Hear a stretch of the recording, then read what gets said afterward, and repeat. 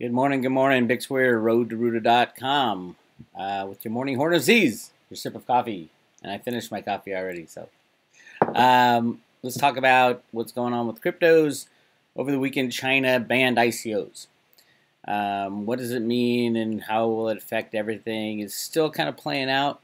China's not trying to stop the crypto movement. As a matter of fact, they're doing exactly the opposite. Just like when they shut down the exchanges, and they're trying to clean it up. China had all kinds of ICOs coming out with insane concepts. Most of them were complete Ponzi schemes and were totally illegal. So they just banned everything. They said, all right, no more ICOs in China. A lot of these ICOs are going to have to give their money back to the people. So they're cracking down. And it sent a jitter through the markets. Long term, I think it's good. I mean, it is. If things are on the shady side, you want to stay away from them. And China is trying to clean up that part of it. They're really trying to legitimize the cryptocurrencies. I think it's a great thing. The companies, ICOs that have already gone out, I don't think they'll be stopping the trading of Ethereum and being involved in that market. I mean, that's where all the innovation is happening right now. So China will clean things up and then issue new rules because the rules aren't clear anywhere, not in China, not in the U.S., not anywhere. Now, the U.S. recently, the SEC came out and said the DAO would have been classified as a security, so it was illegal to put that ICO out without following the proper procedures for a security. That did a couple things again that shook the market, which is what we're experiencing right now. And what do I think? One of the interesting things that the U.S. came out differently on than China. China said they're going to go retroactively and find everybody who released a fraudulent ICO and going to make them pay it back. With the U.S. ruling with the DAO, they said there won't be any retroactive investigations or fines or anything because the rules are not in place yet. I mean, it's kind of hard to enforce laws that weren't on in place at the time. So that's all being worked out for the current ICOs that are out there in the U.S. Every country is going to have different rules about this stuff. So all the more fraudulent ICOs will go to a different area, different country, and things like that. With the ICOs, you got to protect yourself. And think about, I mean, one of the funniest things, it's not funny, it's sad, is that people think because an ICO is, you think you're getting in on the with the big guys early and you get all these tokens. People say, oh yeah, I'm on the insider on this amazing new company. I don't know what it does, but I know that I'm getting a lot of tokens. Who's going to buy those tokens after this amazing deal is over? That's what I want everybody to ask themselves. Who's going to buy the tokens when this amazing deal is over? Because when they come to market, when they're traded on the exchanges, you got your speculators, but you also got people who want to invest in the company. And is the industry and their offering to the industry anything is going to pay off in the near term? No matter how much of a discount you get, it doesn't mean that anybody's going to trade these tokens at all. And that's what we're seeing with a lot of the ICOs. They'll sell out their ICO.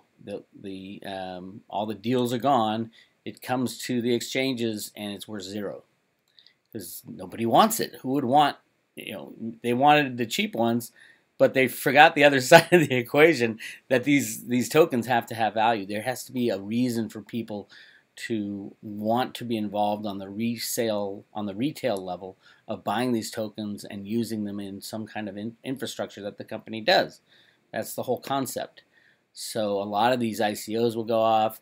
They'll raise all this money because everybody wants to get cheap tokens. They'll come to an exchange and everybody will try to sell and there are zero buyers. Those are the things you got to think about. Now the ICOs that are out there that are trading and the market has pretty much approved of the business concept and the idea behind it, those are going to do well, and they should do well, and they should be traded for good amounts of money because it is still early for most of these companies. But some of these companies are like completely, they have an idea, but that's it. There's no legal staff. There's no computer programmers. There's no there. And those tokens just die on the vine. And I've seen a lot of people lose a lot of money by getting in early, and then not thinking about what are they getting into, and what will the exchanges, who will be the retail buyer at the back end. Yes, you got all these tokens, but who's going to buy them? And that's kind of the question going forward. What's the business model like? So just be careful out there, and the companies that are already working on establishing things like Populous, great company, doing great things, and it's going to get greater and greater. Veritasium, Reggie's working his butt off, and he's doing amazing things. Those are legitimate tokens used for legitimate purposes within legitimate companies. And I see huge demand for those. I think Salt will trade very well when it comes to market. Because people are going to want to get their hands on some to get crypto-backed loans. I think that's very exciting, and I know they did it right, the best they could. They have lawyers. They vetted everything. So yeah, I'm really excited still about the ICO world. Just the majority of the ICOs are crap, and they'll give you a lot of tokens, and there's no retail buyer for those tokens at the back end. Because they don't see a future for, or the future's so far out there for the concept. That's the other thing. So just be careful, and obviously don't put all your eggs into this crypto basket. It's crazy if you do that. And buy a lot of silver. Keep buying silver. Keep buying silver. Load up on silver while you're loading up on the cryptos as well. I know that's the big decision people are making. Should I sell some silver to buy crypto? Should I sell some crypto to buy silver? I like to use a weighting formula. Say, I have gone to about 10% silver now and about 90% cryptos, and it's even hard to keep that ratio going. So I would suggest everybody be disciplined. If the cryptos crash, silver and gold will be the only things left standing against the crashing of the unbacked fiat money. So I don't think you need a lot of the gold and silver to cover your hedge on both fiat money and on the cryptos. But I don't think the cryptos are going anywhere. There will be volatility. There are a lot of people saying, in my internal circle, saying that the cryptos were getting too hot again, so China had to pop the little bubble again. Pop the little bubble. Slow and steady rise. If you want the economic system to change over to the cryptos, you can't have these big booms and big busts. So expect that to happen a lot, where some regulator will throw a little wrench in the machinery to bring it back down, so you get the slow and steady rise. And that's what we're seeing. I think, are the cryptos bottoming? I don't know. I'm not a trader. I don't suggest anybody be a trader unless you love doing that stuff and you love gambling on the lows and highs. What I believe to be happening is we are transitioning from an old system to a new system. And that new system is out there in 2018, 2019, and that's what I'm buying these coins for, and tokens and cryptocurrencies. I think you need both. You need the companies, the tokens from the companies that will be good, and you need some currencies as well, because there will be a massive need for cryptocurrencies when the banks' ATMs start closing up and things like that. We will be transitioning over to a crypto world. That's why I love Litecoin. Again, on Bitcoin, I don't know which is the real Bitcoin, and that's why I'm. If you bought Bitcoin before August 1st, you hold all the Bitcoin, any iteration of Bitcoin that might happen. If you didn't, if you're buying Bitcoin now, you are picking a winner between Bitcoin, Bitcoin Cash, and the third one, whatever, if it happens in November. But no, BTC and BC8, the winner has not been chosen. And I know a lot of people saying, well, what do you mean? It's right here. Bitcoin is obviously the winner. It's trading at 4,200, and Bitcoin Cash is trading at 500. Well, in a world where Bitcoin is needed for transactional purposes as a means of exchange, Bitcoin Cash is a lot faster. So will Bitcoin die on the vine, and will Bitcoin Cash rise up from the ashes? I don't know. But that's why I hesitate to invest in either of them, knowing that there are a lot of other alternatives to invest in. Litecoin is definitely making the right moves with the right leadership towards cheaper transactions and faster transactions, and that's what I like, and that's why it's gone up so much. But it really is Charlie Lee's vision for Litecoin is long term, and it's not about how much it went up today and I doubled my money. Well, it's fiat money. Very soon in the future, you're not going to care about fiat money. You're going to double your Ethereum and say, oh, thank God I have more Ethereum. Thank God I have more Litecoin. Thank God I have more Bitcoin, whichever Bitcoin you might find. There will be a time when I jump back into Bitcoin. But if you are holding a Bitcoin wallet that has in your own possession, mind you, that you got prior to August 1st, you own both Bitcoin and Bitcoin Cash, and any other split off that happens. So you've got a little lottery, a win place and show lottery ticket right now.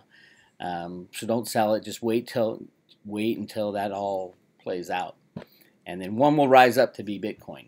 Most likely, it could be two, like Ethereum and Ethereum Classic. But I don't know which one would be stronger. In a world where people are trying to secure their assets, yeah, Bitcoin, the core SegWit Bitcoin will probably be the safest. But in a world where the banks are crashing and we need something as a means of exchange, Bitcoin Cash would be the winner. And you would see these numbers flip-flop, and Bitcoin would go down and Bitcoin Cash would go up, potentially. Is that going to happen? Probably not. Probably not. It doesn't need to happen. We have Litecoin now. So yeah, definitely Litecoin is my call for the cryptocurrencies. But people are into Dash and Nim and Ripple's the banker coin, so I always shy away from that one. Mainly because with Ripple, I think when the banks start wobbling, they're going to have to pull assets out from anywhere they hold stuff to remain solvent, and all the banksters who are in Ripple can easily crash the Ripple market by pulling their assets out of there. So yeah, I'd stay away from Ripple. As far as some of the others, I heard Monero's good. Months ago, that took a hit from OMG. Took a hit from the Chinese regulators. Nobody really knows what's going on with that. Cliff came out with a YouTube discussion saying that has the potential to go up 30,000% from where it is today. I think all this stuff does, especially as the banking system collapses and people race to get out of the dollar and the yuan and the Russian ruble and the euro. There will be a panic out of those into cryptocurrencies and these companies. So very exciting times in the future. Right now we're earning our cryptos. We're earning it. We're going through one of the down things. There'll be ups and downs and ups and downs. All you new people who freaked out and sold, you probably would have done the same thing when Bitcoin fell from $1,000 to $200 back in, what was that, 2013, 14 timeframe. Yeah, it's not easy being a crypto holder, but in the long run, I think it's very profitable if you pick the right cryptocurrencies and you pick the right companies to invest in. Let's see what else we got going on. Let's see what else is doing well or crashing. Steam seems to be coming back a little bit. Steam's a tough one because it's like, where's the new money coming in? Yes, we know in the Steam model, you post your videos or your articles and people vote on it and things like that. But all that money's within the Steam system. You need new money coming in for it to really do very well. And it's a popularity contest. That's the other thing. It's like, guys like Jeff Berwick are going to do really well in Steam because everybody's focusing on that. And I guess that's the way it should be. But for other people, for the little guy to make money in Steam, it's pretty tough. If you have a Steam account, you got to be very active. But some of the people are very active and they do very well. So I'm not saying it's good or bad, and it's very censorship resistant, which is really good. So I like Steam, but I wouldn't invest in Steam type of thing. 10x is the crypto credit card. It's done well and crashed and done well and crashed. I think it'll do well in the long run. I think 10x will have some long legs into the. There'll be a lot of crypto credit cards though. So yeah, you gotta pick the right one. BitPay has their own crypto credit card, kind of, because you have to cash out the your Bitcoin to load up your Bitcoin debit card. But it works well. I've never been turned down with my BitPay credit card, and I like saying, "Hey, look, I'm buying anything I want with Bitcoin." For anybody who says to me, "Well, what can you buy with it?" I said, I pull out my BitPay credit card. I say, I can buy anything I want. And then they'll say, "Really, that takes Bitcoin?" I go, "Yeah, but you gotta transfer the Bitcoin into the wallet and exchange it for fiat money." And then they say, "Well, you see, you had to exchange that." I said, "Yeah, but it's so easy to do." And 10x and some others, the Monaco card, those are I think they're instantaneous crypto plays. Not sure about that, but something to that effect. And then they pay dividends back to you, which is really cool. EOS, who knows what's going on with EOS? I'm just naming random ones that I know of. There's my favorite, Vertasium. Still screaming by. Reggie's doing making all the right moves out there, and I have full confidence that Vertasium will be one of those. It won't be a Google and it won't be an Amazon. It'll be more like a Goldman Sachs of the exchange world. That's pretty cool, if you ask me. That's the big money. Reggie's out there hunting elephants and whales. So good stuff for Reggie. Populous. I love the Populous idea, concept, tokens. That will do very well in the long run. They are also working hard behind the scenes to create a company. And this company, the factoring of invoices will play out huge as the banking system collapses. So yeah, I send out one PPT token with every private road membership in the coin box. So you'll get a coin box right here, and you'll get a PPT paper token right there. I don't have one with me right now. Because I am absolutely, I think those just one PP token will do you very well in the future. Kind of like when I was giving away an Ethereum, some Ethereum with every membership, and Ethereum was like at $8, and people are like, "Oh yeah, what's this Ethereum?" And then it went up to 400. That's the kind of stuff I like to see my subscribers get. So if you're interested in joining the Road to Ruta, go to roadtoruta.com. Click on the subscribe button, and you'll get your first crypto, maybe, unless you're already in this. And it'll be mailed to your front door on a paper wallet. Can't beat that. All right. 0x is kind of a cool company. I do have a little bit of that one just as a flyer. I think Cliff had talked about it in one of his reports, so you might want to check into that. Monaco's been all over the board. This is another credit card company.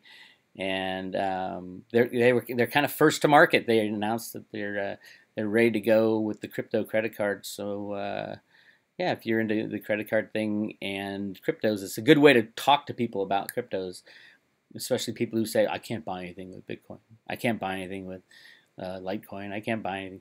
Yeah, you can. You got a credit card. And then our friends over at Salt are working on a debit card. Salt is, they're working on all kinds of things. It's real exciting. I'm excited about that one. Yeah, that's your update. And you can find all the information about the Chinese outlawing the ICOs and what it means. And nobody really knows what it means. But remember, China is trying to clean up the market. They're not trying to destroy the market. Not at all. So, yes, keep watching China and what they do. And were the ICOs in a bubble? Absolutely. Here it is. Paris Hilton is pitching an ICO on Twitter. This is hugely risky for people celebrities especially, to pitch an ICO. Because if it goes poorly, or if it is in any way illegal or whatever, they can go back to these pitch people and they'll get thousands of people suing them for pumping and dumping type of thing. So I think it was completely stupid of Paris Hilton to promote any coin, especially this one, a Lydian coin, who the founder is supposedly a criminal. If you go down to where is it? Talks about the founders.